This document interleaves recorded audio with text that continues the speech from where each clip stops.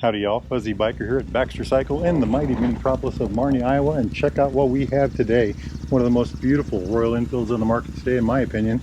Royal Enfield Bullet 350, check that out. I own a 350 Classic that I just love, and I've never thought of trading it off until I saw the bullets. And these things, they're just absolutely gorgeous in every single way. Just check that thing out.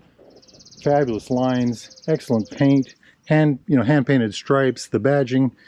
Just an amazing motorcycle. This one has a custom, well, we'll go over what it's got. So what is a Bullet? It's a 349cc single overhead cam, single cylinder, 2-valve, air-cooled, oil-cooled engine. Has a 5-speed transmission. Engine puts out about 20 horsepower, about 20 foot-pounds of torque. That's about 27 newton meters. This one's got all kinds of goodies added to it.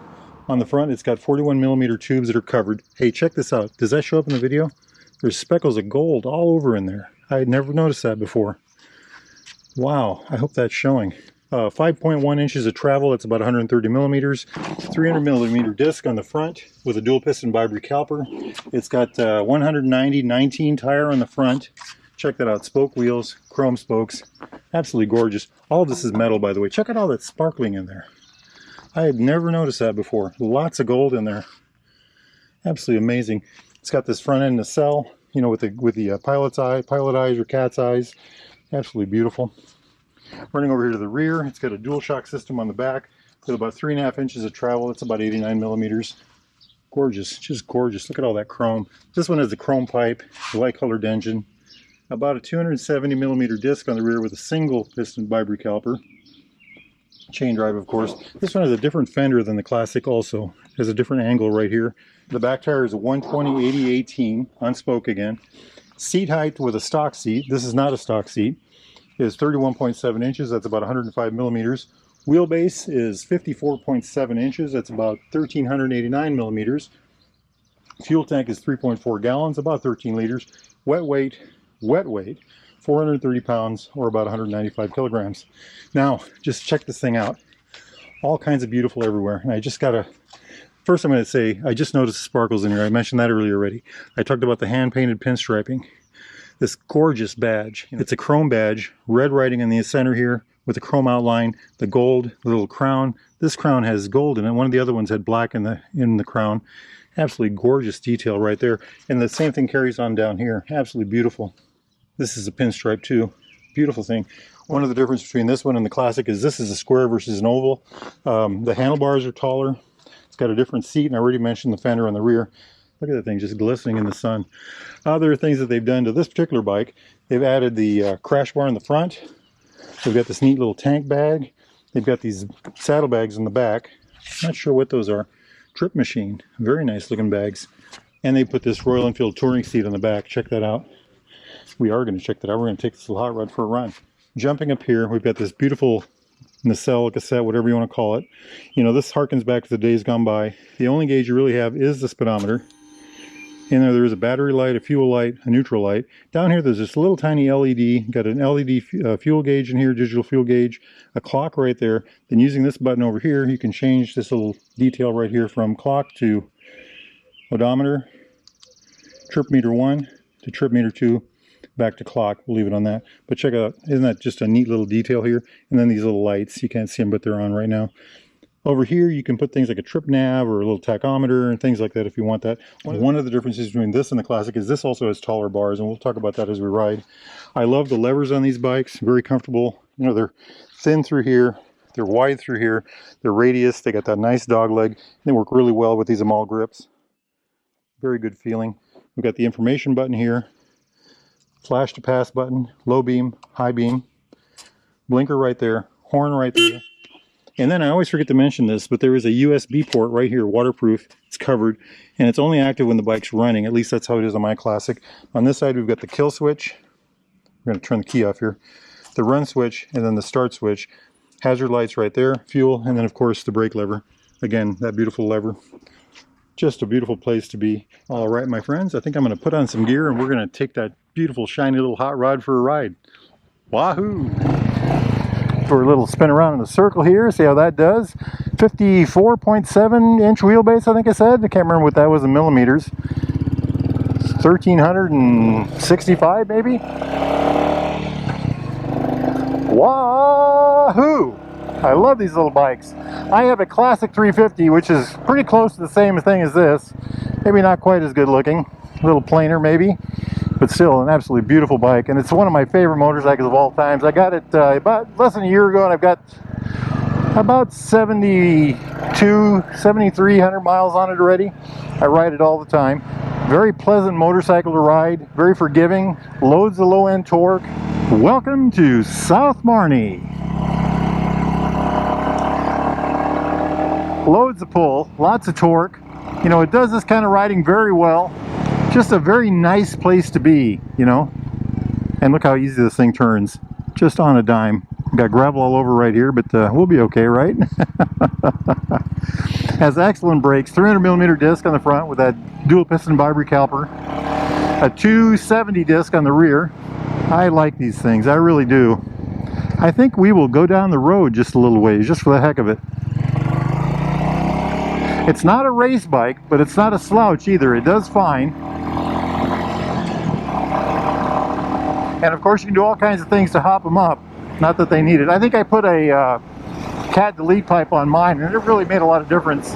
A very relaxing place to be. I call mine the Zen field, because when I ride it, I've just kind of, the world's problems just kind of disappear. When you're sitting right here, you can't really see the speedometer or the, you know, anything. You feel like you're going through the air without a problem to think of, by golly. Check it out. Nice tight turn. A good friend of mine has a 350 like this, and he and his wife both ride it frequently. He says it does fine up to about 60, 65. While I'm thinking about it, we're having another nifty 350 ride, June 29th. We'll start here at Baxter Cycle in Marnie. Meet here about 10 o'clock, probably leave by 10:30. And the goal would be to try to be back. The goal would be to try to be back here by 4 or 5 p.m. So a nice little ride. I think the last one was 140 miles. I'm not sure what we're going to do for this one yet. We haven't picked a route out yet. We talked about doing the Les Hills again. That's an absolutely beautiful part of Iowa. Hey, let's do the hilltop spin test right here. Check this out. This bike does it about the best. I love it. Next time you're in the mighty metropolis of Marnie, Iowa, make sure you stop here at the Derailed Grill right there. That place right there. Try their Wahoo burger, by golly. Best burger in Marnie. So sitting on this motorcycle, you sit about straight up and down. You lean forward slightly, not as much as you do in the Classic. The bars are a little taller. Your knees and your hips are about the same height, and your heels are about right below your knees. Pretty good seating stance. I do like it. Maybe a little more relaxed than the Classic is. As far as how this thing rides and drives, I think it's a beautiful bike. I keep mine by the garage door. It's easy to push in and out of the garage. It's light, you know, it's a very low center of gravity. It's fun to ride around town. It gets through the parking lot very easy. I took mine to get groceries last night. I've got big bags on mine. When you get on the 2-lane blacktops, it just does that like a breeze. You know, it'll do that all day long, and it loves curvy, hilly roads. You know, it's not a powerhouse, but it does have enough power. They just put new roads in here, and the gravel's still kind of loose. The interstate. I try not to go on the interstate with mine. If the wind's at my back and I've only got a couple miles to go, I might do it, but I certainly won't do it into the wind. The nemesis of this motorcycle is a steep hill or a strong headwind. Let's take a look at this thing in the mirror here. I think I said it had a 31.7 inch seat height. That's about 805 millimeters. I've got a 30-inch inseam, so here I am, you know, flat footing both sides, very low. The bike is so narrow, works very well. Look how good that thing is. Just a good looking motorcycle, isn't it? All that chrome and shiny and gold and those badges, absolutely lovely. And check out those bags on the back. Isn't that neat? I like it. Baxter's added those. One gorgeous hot rod. A very nice machine. I ride mine regularly. I usually get in the 60s. I've heard of people getting as high as the 80s, 80 miles per gallon. Not too darn bad, I'd say. One of the things about this bike that keeps me from buying it actually is its looks. It's an incredibly good looking bike. It's got shiny paint, it's got pinstriping, it's got loads of chrome. And I tend not to keep my bikes very clean, so a bike like this would almost be a waste on a fellow like me. But if you're a person that wants an absolutely gorgeous bike, there's Motorcycle Park right there, by the way. This would be a good one to have. I really like this thing. I am going to take my 350 Classic camping pretty soon, and we're trying to work with Baxter's to get ourselves a Meteor 350 set up with a windshield and bags to go on a moto camping trip, you know, 500, maybe 1,000 miles, you know, round trip, just to see how the bike does. As a matter of fact, get on your computers, send Jeremy at Baxter Cycle a note, maybe on Facebook, call him up, I don't care, and let him know that's a good idea. We'll get that done for y'all. I'm always looking for a good reason to go camping. Anyway, what a gorgeous machine. Absolutely beautiful bike, very well equipped. I like how they have it. Now, if y'all are in the market for a new or used Royal Enfield, Triumph, classic British bike of any type, need parts, accessories, doodads, thingamajigs, stuff, gloves, jackets, like my beautiful Nervik jacket. I say that because I love that jacket. Helmets, anything at all, get yourself over here to Baxter Cycle, right there in the mighty metropolis of Marnie, Iowa, or go to baxtercycle.com. Tell those folks that Fuzzy Biker sent you. Now it's a beautiful day out. I'm going to go hop on my motorcycle and go for a bike ride. Y'all do the same if you can. Life is good. Wahoo! Yippee-yi-yay! Yippee-yi-yo! Down the road we go. Beautiful, beautiful machine.